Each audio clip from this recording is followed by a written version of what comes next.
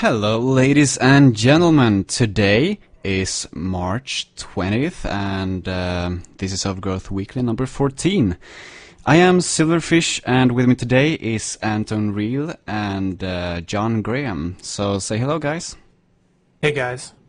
Howdy. So how's the weather? It's raining like crazy. It was raining like crazy last night, but there's a brief break in the weather for us up in San Francisco now. So we're getting all of your residual rain, huh? Yeah, there were big winds last night. Crazy. A little bit of hail. Mm-hmm. This is our radioactive rain from Japan, from the first storm that's blown across the Pacific. Yeah, I heard rumors about that. I feel like some people, I heard in some state in the Midwest that they're having tons of radiation pills getting consumed. They're selling off the shelves like crazy, but Yeah. I'm not really following it. Well, the thing is you really shouldn't be taking all those radiation pills. Those are really designed for radiation treatment things within 24 hours, and it should really be supervised. And a lot of people actually have allergies to, it's called potassium iodide, and it prevents one type of radiation sickness, which is thyroid cancer and all this other stuff. But the thing is that we're... Is it the iodine or something? They're high Well, the radioactive iodine is called iodine 131, I think, and it gets in your thyroid, so potassium iodide will hold the place in your thyroid so the iodine 131 can't get in there or something like that. So it prevents it. So do you think there will be radiation in Overgrowth? Sorry. Well, how do you think the animals mutated? I think that really it was an earthquake and a nuclear reactor that spawned the development of the animal races. Yeah, that makes sense, actually, a bit, I suppose. I've heard a few theories about that, but I don't know if I can say confirm or deny. Well, if David is listening now, you have my new theory. All right. Yeah, so you'll have to incorporate that into the story somehow, I guess. But we should probably move on to, the agenda and stuff. Let's do that. And first up, we have, as usual, the weekly alpha segment, and we'll be taking a look at what's new in alpha 122. So let's see here. So we'll just go through what's new and do some commenting, and I'll try to show it in the game as well. Okay, so first off, you can create waypoints, and you can save, load, undo, and redo waypoints as well. And so I'll show that in a minute. You can also connect the waypoints, connect characters to waypoints, and they can apparently read path in script. Okay, I didn't go through this beforehand, which I should have, but I didn't have a lot of time. So anyways, they can read path in script. Do you know what that means, John? I think it means that there's the ability to edit the path, or like the waypoints in the script, but I haven't actually explored it directly. Oh, so we could, so we can like use the script to change how the characters interact with the waypoints? I think that's, yeah. Yeah, that would make sense. Okay. And I think there's probably something right now that stores the waypoints in the XML files. So to that extent, you could, go into the XMLs and tweak them.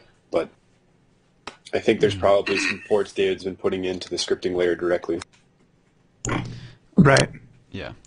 And next point is the characters return to patrolling when hostility ends, which is kind of cool. One more step towards making games.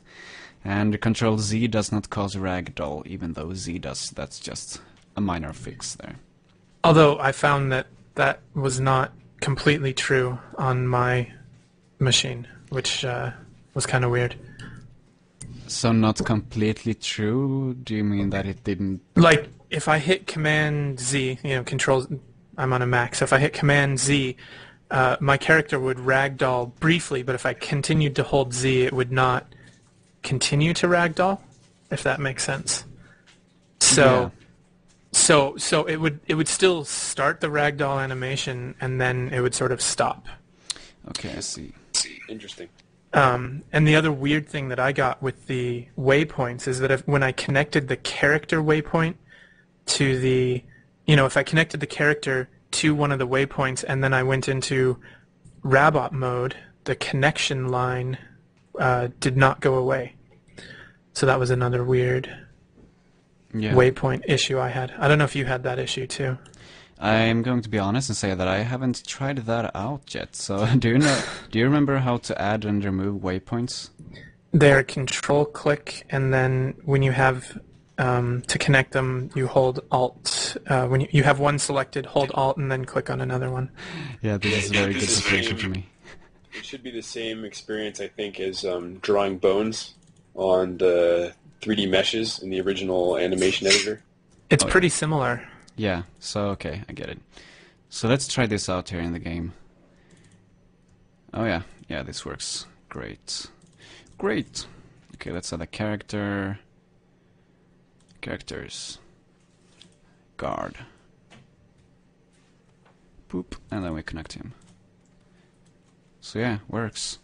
I wonder what decides which direction he runs in, though. I'm guessing that that's something in the script you can maybe affect. I think it'll be affected by how you start it. Oh, never mind. Yeah, so there it goes. Works fine. Yeah, and that's basically the biggest new feature in this week's alpha. I actually forgot to tell you guys in the stream who John is. I mean, you probably know that Anton is the guy who's helped Wolfire out with a lot of the music stuff. He's been on, he's an official co-host now, as you probably know. But John, we should probably tell the people who you are in case they don't know. So, yeah, who are you, John? Oh, hey, so I'm John Graham. I've been basically the PR dude, coffee operations officer for Wolfire. Been trying to help out with everything that isn't direct development, so that the other guys can focus on making the game faster and better. And then recently been helping out with a new company Jeff and I started called Humble Bundle to try to raise money for independent developers and charity. Mm-hmm. And we'll go into that, all those things later in the show when we'll be doing the interview with you.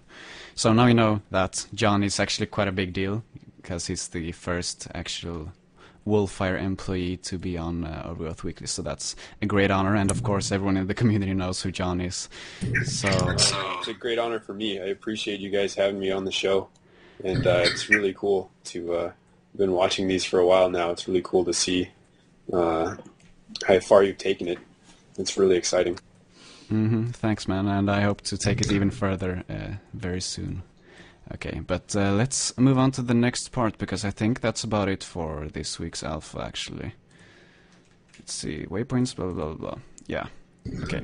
Does Control Z right now trigger the ragdoll state for you? Let's see. Nope, no ragdoll when I press Control Z. So it must be some Mac-related stuff. Alright, Yeah. I might report a bug. Mm-hmm, you should probably do that. Yeah, I might wait. It's probably just something very simple, but yeah. That guy's like the Energizer Bunny. Do you remember him? Never gets tired. Oh, you made him fall. I saw you made him fall. What did you say? I saw him fall for a little bit. Yeah, I just pressed the Z. I wanted to check so that the ragdoll thing worked. But yeah, or he just ran out of batteries, I don't know. Okay, so let's move on to the next part. I could see somebody making a clock mod or something based on some rabbit cycles. Yeah, that would be pretty sweet. That'd be awesome. Yeah, I'm looking forward to the advanced functionality of the scripting stuff. We won't be needing, to use the waypoint stuff in the future. Hopefully we will be able to make our own, clocks just using the script. It'll be sweet. Okay, so next up on the agenda is Art Asset Overview 9, and there was actually no Art Asset Overview this week, so not a lot to be said there. So hopefully there will be one next week if he has something to show us, but yeah. Should be some good stuff cooking. Awesome. I don't want to spoil it early and spill one week into the next, but I've seen some things. Whoa, dude. That sounds awesome. So yeah, I guess we could look at Marcus's or something, but yeah, I think that's coming up. We'll get to that. not bad. No problem, man. You can go to OGWeekly.com and check out the agenda there. I'm watching the live stream. Okay. So that brings us to the community segment, which is where we take a look at what's going on in the community. And first off, we have the fan art watch, as always. But this week, there have been no new fan art. Which I think it's the first week ever where there has been no new fan art. So, yeah, that's kind of weird. So I hope to see some more of that next week. All you art dudes, we need some more fan art. And then that brings us promptly to the interview with John. So this is where I'm going to ask John some questions, and if you in the chat have some questions for John, or if Anton, if you have any questions for John or anything like that, just, ask. And in the chat, if you ask, we'll try to, take a look at their question and ask him if we see it. Right. Yeah, so let's get right into this. I'm going to start out with some basic questions here, like, where do you live? I'm in the Bay Area near San Francisco, in California of the U.S. So how does this Wolfire, how are you spread out? Because you're not all in the same place, right? Yeah, we started off by all trying to live in the same apartment building, which was pretty cool actually. Made it very easy to have high bandwidth communication. But then after a year of that, we decided to spread out a little bit and pay less money in rent and stuff. And it turned out that working online, we still were able to communicate very well anyway. And even when we were all in the same place, we ended up using instant messaging to chat most of the time anyway. So it's kind of it doesn't really matter where we are. We can still communicate and get everything we need to done because everything happens in the digital realm anyway. But yeah, right now, David, Jeff, and myself are in the Bay Area, and Aubrey is in Oklahoma. Okay, so you and David and Jeff in Bay Area, and Aubrey is somewhere else. Yeah. Okay, but yeah. We hope he'll come back at some point. Oh, so you're planning on everyone getting together in the same location in the future? I think we may end up that way. Okay, that's cool. We'll see. It gives it more of a studio, gaming studio kind of feel. I know Aubrey's doing some freelance work, and I guess that's how he got into Overgrowth as well, right? Yeah, I think David and Aubrey could tell you the story better than I can, but basically when David was working on the sequel to Luguru in college, made that prototype you've probably seen of the rabbit running around on the grass and whatever, and he was posting updates on the blog and such, and I think he and Aubrey met by way of, contract work, but then Aubrey was really interested in kind of the Overgrowth world and was able to make a lot of cool prototypes for everything, and so together they started collaborating and exploring the space, and unfortunately David didn't have time to finish Luguru 2 when he was in college, but when he graduated, that's when we all got together and started up full time to create to begin work on Overgrowth. Yeah. Okay, but it's cool to hear that you're planning to, move all of you move to one place in the future. So okay, next basic question: how old are you? I am now